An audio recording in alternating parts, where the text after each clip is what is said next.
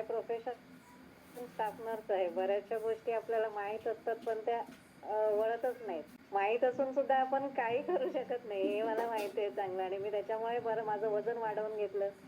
वाढलेल्या वजनामुळे मग सांधेदुखी चालू झालेली. टॉयलेटला बसल्यानंतर उठताना प्रॉब्लेम येत होता. कमोड सोडून आपण इंडियन टॉयलेट वापरतो तर ते खूप डिफिकल्ट व्हायला लागलेलं. तेव्हा मला कळलं की आता हे सगळे चॅलेंज घेऊन आपण खूप त्रासदायक आयुष्य जगू शकतो. तर म्हटलं आपलं वजन कमी करणं खूप महत्वाचं आहे.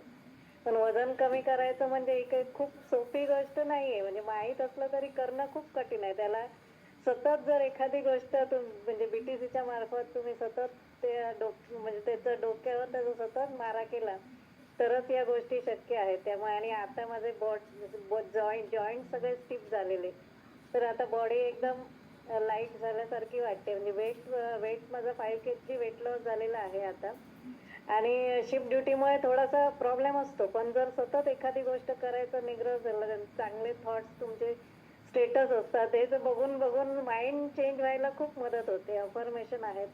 तर या सगळ्याचा मला आता खूप म्हणजे खूप मी आता हेल्दी वाटते मला आता की मी आता परत माझं पहिल्यासारखं जसं 25 मध्ये आपण करत होतो एनर्जीने तसं आपण करू शकतो परत असं वाटतं. धन्यवाद.